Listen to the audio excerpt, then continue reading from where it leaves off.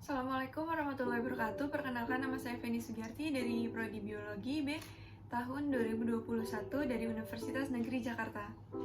Di sini saya akan melakukan percobaan faktor-faktor yang mempengaruhi laju reaksi. Nah, percobaan yang pertama yang akan kita lakukan yaitu pengaruh suhu terhadap laju reaksi. Alat dan bahan yang akan kita butuhkan yaitu ada air dingin, lalu ada air hangat, lalu ada stopwatch, lalu ada redoxon, dan yang terakhir ada gunting. Nah, pertama-tama kita siapkan dulu semua alat dan bahan. Langkah selanjutnya yaitu kita buka plastik redoxonnya. Jika sudah, kita akan masukkan kedua redoxon ini secara bersamaan di air hangat dan air dingin. Lalu jangan lupa pencet stopwatch-nya dengan waktu yang bersamaan juga.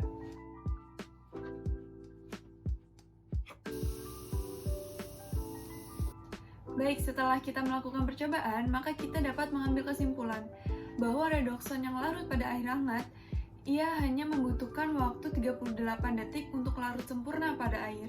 Sedangkan untuk redoxon yang larut pada air dingin itu membutuhkan waktu 1 menit 31 detik untuk larut sempurna pada air. Nah, dari sini kita bisa mengambil kesimpulan bahwa semakin tinggi suhunya, maka energi kinetik yang dihasilkan semakin tinggi. Maka karena energi kinetik yang semakin tinggi, maka kecepatannya pun juga semakin cepat. Selanjutnya, kita akan masuk ke percobaan yang kedua, yaitu pengaruh luas permukaan terhadap laju reaksi. Alat dan bahan yang kita butuhkan adalah ada air, lalu ada 2 buah gelas, ada piring kecil, ada 2 buah redoxon, dan ada sendok. Nah, pertama-tama kita siapkan dahulu semuanya alat dan bahan. Lalu langkah selanjutnya adalah kita buka bungkus redoxon. Nah, selanjutnya kita gerus redoxon ini di mangkok kecil. Baik, setelah kita gerus, berarti di sini kita memiliki 1 buah kepingan redoxon dan gerusan redoxon. Nah, langkah selanjutnya adalah kita siapkan air dengan volume yang sama pada kedua gelas. Setelah itu, kita masukkan kedua redoxon ini secara bersamaan dan jangan lupa untuk menyalakan stopwatch-nya saat kita memasukkan kedua redoxon ini.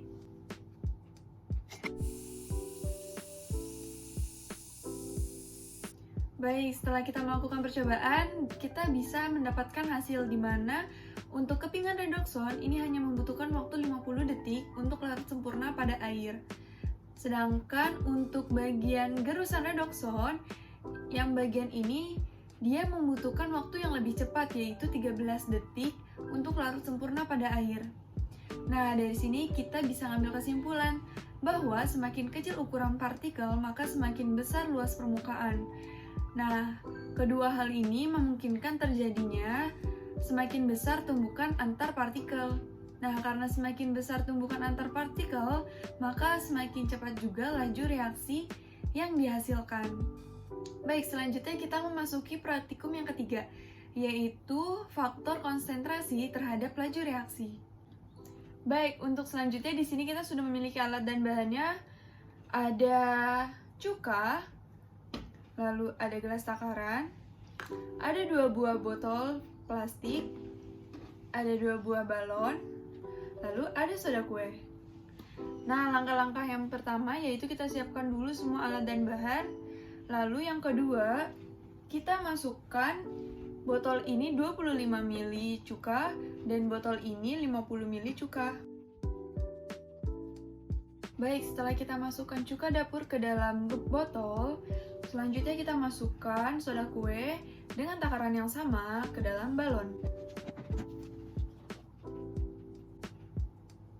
Baik, setelah kita masukkan soda kue ke dalam tiap-tiap balon, selanjutnya kita pasangkan balon ke mulut botol.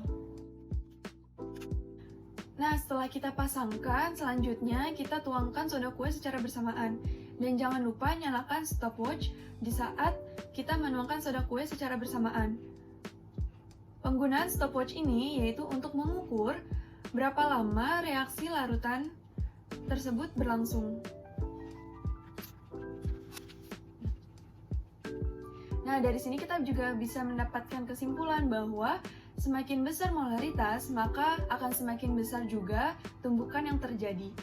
Nah, semakin besar tumbukan yang terjadi, maka akan semakin cepat proses laju reaksi.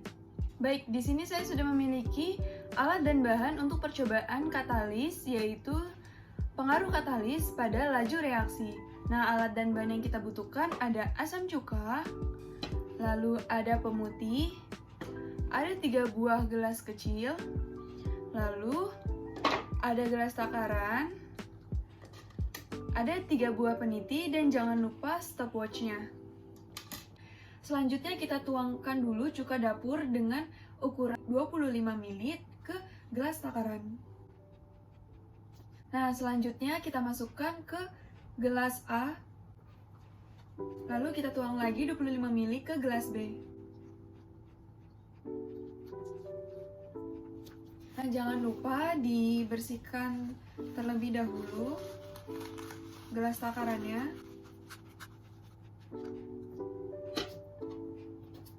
Lalu selanjutnya kita tuangkan pemutih dengan ukuran 25 ml juga ke dalam gelas B dan gelas C. Selanjutnya kita masukkan 3 buah peniti ke dalam tiap-tiap gelas, lalu kita amati nih perubahan warna pada larutan, lalu banyaknya gelembung pada larutan, dan perubahan warna pada peniti dalam waktu 1 jam. Kita masukkan dan jangan lupa kalian pasang waktu 1 jam ya. Lalu amati tiap 10 menit perubahannya.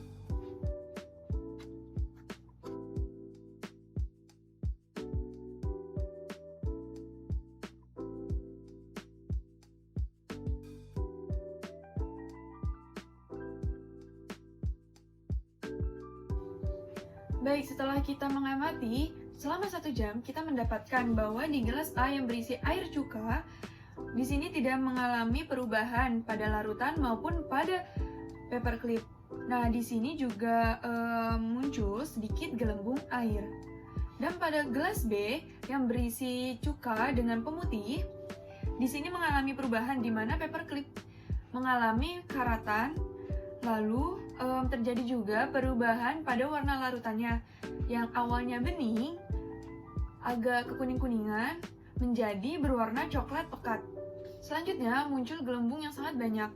Lalu pada gelas C yang berisi pemutih, di sini terjadi perubahan pada paperclip, di mana paperclip ini berwarna kekaratan, sedikit kekaratan, dan tidak terjadi perubahan warna pada larutan. Baik, di sini kita dapat mengambil kesimpulan bahwa air cuka dia termasuk katalis. Nah, katalis ini adalah suatu zat yang dapat menurunkan energi aktivasi, tetapi zat tersebut tidak mengalami perubahan yang kekal, sehingga dapat mempercepat laju reaksi. Baik, sekian praktikum dari saya. Kurang lebihnya mohon maaf. Wassalamualaikum warahmatullahi wabarakatuh.